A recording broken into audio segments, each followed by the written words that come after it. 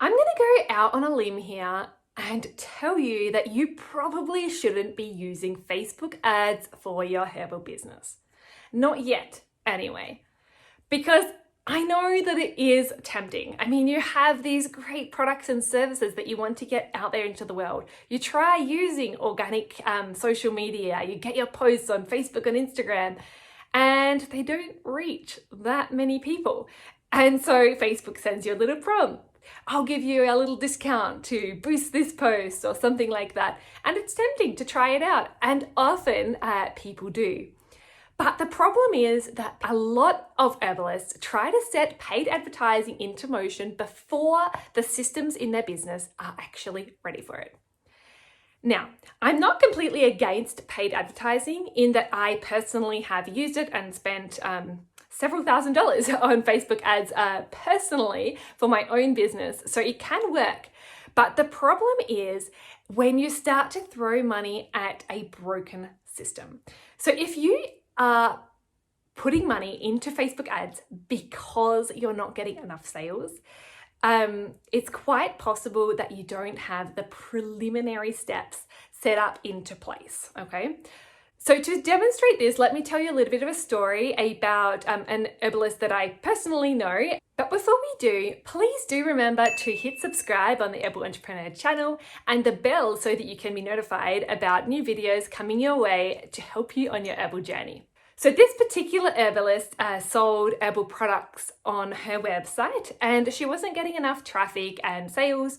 And so she decided to boost a post on Facebook and Instagram to get a wider reach and more people find out about her products.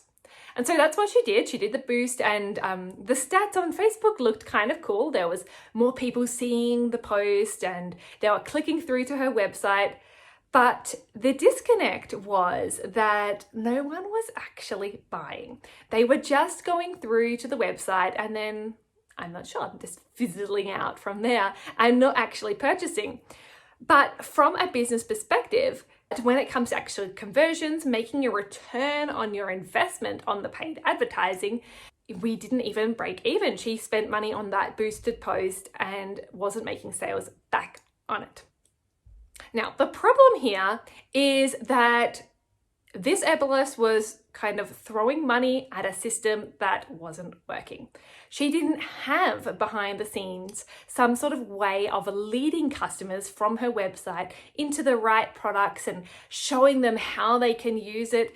And that is the energy that we want to transmit to the people that land on your website, that land in your free classes, on whatever, how you bring people in. And so what this comes down to is creating customer pathways to your products and services. This is like another kind of nicer way of saying sales funnels, but basically no matter what you do as an herbalist, having a way to direct people and lead people through into what you do, warm them up and show how your products and services can truly help them. This is like the pathway that brings them from someone who doesn't know about your brand to someone who knows and loves your brand and is willing to actually pay for what you offer. And that is the key there. Now, it's really important to realize that you need to have this system or this pathway, this funnel set up before you start putting any money into Facebook ads. Because if you do this, if you start spending money before you have some sort of pathway, some sort of funnel set up, you are just going to be throwing that money away. Those people might see your website for a moment, you might get a couple of random sales, but you don't have a system that you know is going to work.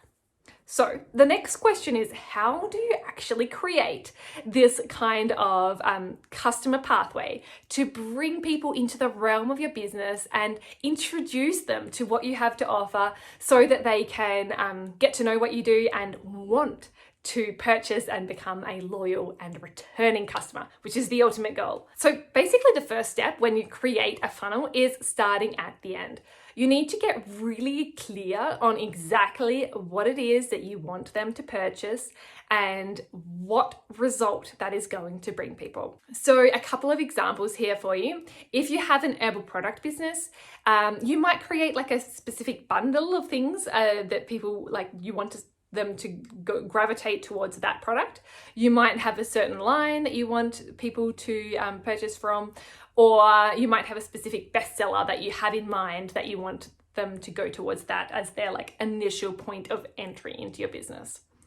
If you are a teacher, for example, you might have a year-long immersive herbal course that you run with people. That could be the example of what you want to get people into. If you are a clinical herbalist, maybe you have some sort of package that lasts for 6 months that you would like people to join you with on that journey to reach a specific goal on their health journey. But whatever it is, you just need to be really clear about exactly what you are offering and how that helps people. It's really important to be clear on the end and the result of what people get so that the rest of the funnel really makes sense and it leads them in the right way. Because basically then we are going to work backwards from there to create the pathway that people will move forwards throughout. So how do you actually create a funnel? This comes down to working out what people want and showing them the gap between where they are now and where they could be with the help of your herbal products or services. And so the entry point to the customer pathway is often something either very low priced or free. So let's take a physical example that you're probably familiar with in going to a farmer's market, for example. You are walking down the farmer's market and there's stalls everywhere and you don't necessarily stop at all of them. You stop at a couple, the ones that interest you. There are a couple of reasons that you might stop at a farmer's market. Maybe there's something interesting that piques your interest. Maybe it's the presentation of the stall. Maybe it's a particular product that you're really interested in and you're just straight in for the sale there. Or maybe it's a sample of something that they offer you to try. And this sample example is a great idea of a customer pathway. So that sample that first brings people in, maybe there's a sign that says, try our organic small batch made calendula oil, for example, and you can try a little bit on your hand or something like this.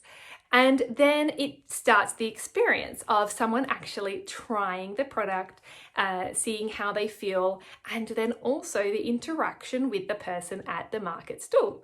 So this is how they talk about the way the oil is produced, the effects that it has on the skin, how it can change the skincare regime of that person, like whatever the benefits are that someone can get out of using that product, they start to talk about that. And the person at the market stall and the customer have that conversation between themselves so that they build up that trust and give the customer the opportunity to find out about all of the positive results of that product.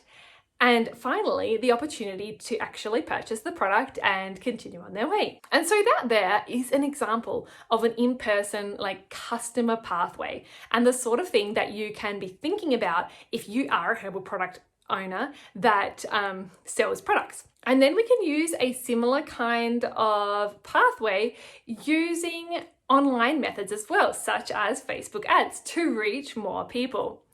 So that initial sign that says yes, samples here, try it out, is what you think of as the actual advertisement. And so that there has to be something that people really want and a really low barrier to entry. So either free or a very cheap offer to start off with so that people can try it out and start to gain trust with your brand. A couple of examples that would be a good entry offer for various types of herbalists would be if you're an herbal teacher, maybe you have a really mini workshop or class that you can offer virtually, and they can like get a little bit of an idea about what you do and what you teach before they commit to something larger.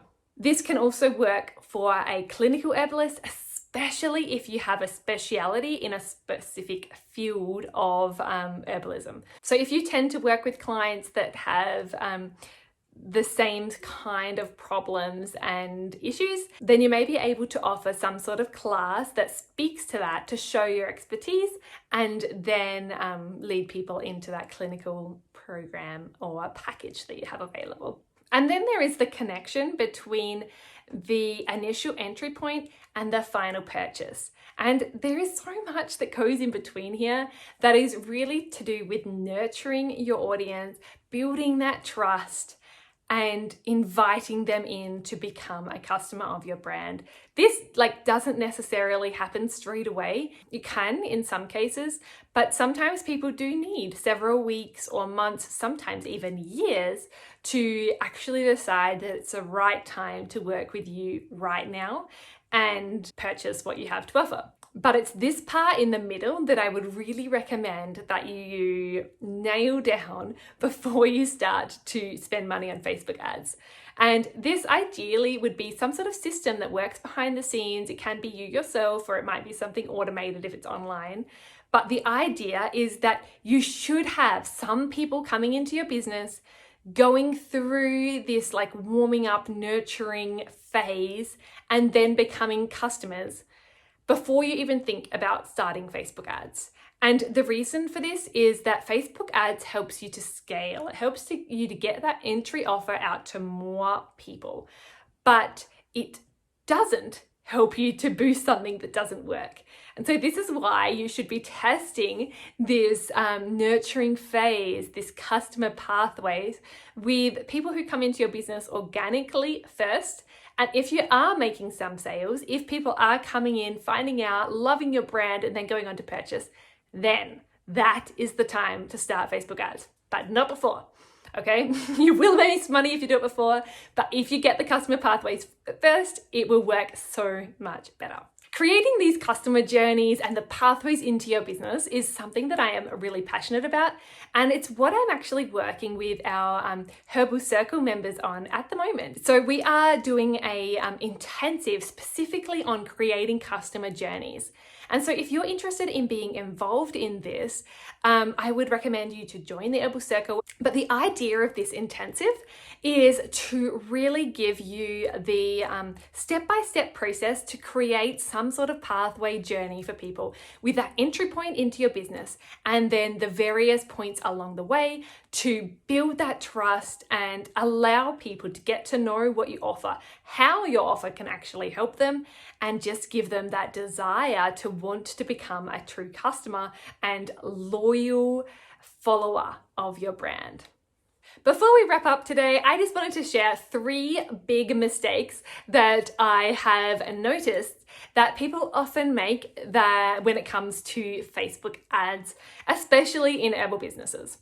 The first one is throwing money at a funnel that doesn't work. I see so many people doing this, just testing out Facebook ads here and there, a $10 post here, $10 post boost there. And it doesn't seem like much, but it does actually add up. And it is literally wasted money if you are just paying at something random. You need to have strategy in place before you start using any Facebook ads. Please, please, please do some sort of strategy first. And that is the customer pathways and funnels. The second mistake is not conveying enough trust. And so this is where you get people into your brand and then you're just quick, buy now, or something along those lines. But not actually giving them a reason to trust you, or not showcasing your expertise and not allowing them that time to warm up to you and your brand and what you have to offer. It's not something that happens just from one moment to the other, and it's really about the way you present what you do. So you really need to build up that trust and allow the relationship to unfold naturally, because that's what it really is all about. And the third mistake I do see with some people when they use Facebook ads is actually just forgetting to ask for the sale. They feel a bit uncomfortable about asking people to purchase, and because of this, they just don't ask. They get people to their website and then it fizzles out. And so really they're spending money to get people to the website without making any purchases, which means that you don't make back any return on your investment unless there's just a couple of random sales, but certainly not enough to justify a budget for advertising on Facebook, Instagram, or any other platform. And so you really do need to be able to have those pieces set in place. So first of all, create some form of customer pathway, some form of funnel to allow people with that entry point into your business. Then that customer pathway needs to be constructed in a way that you actually give people trust and you allow them the space, the time, and show them your expertise so that they really trust you and they want to be part of your brand. Once you have that trust, always remember to actually ask for the sale. Put it out there, give them the opportunity to purchase, and then that is the time that you can make back your investment on the advertising and grow your audience, your customer list, and ultimately your herbal brand. And you will see that once you've got this set up, it's truly possible to scale. So if you have a funnel that works, you can start to put more money into Facebook ads to grow the audience, your customers, and your business as much as you want to. So I hope this has helped you to understand why right now might not be the best time to use Facebook ads just yet. It's really important to create those customer pathways, those sales funnels before you purchase any sort of paid advertising, but it's not so difficult to do. If you're interested in getting some support in creating those customer pathways and really bringing more people into your herbal business, I would recommend joining the Herbal Circle because we do have content specifically around how to do this and we help you with a lot of support and accountability along the way. Once again, if you haven't already, please do hit subscribe on the Herbal Entrepreneur YouTube channel and the little bell icon so that you get notified for future videos as they are released. I wish you all the best for your journey as an herbalist moving forward, and I hope to help you on your way as you are able to grow your business and create bigger positive change in this world we live in. Have a great day and I'll see you soon.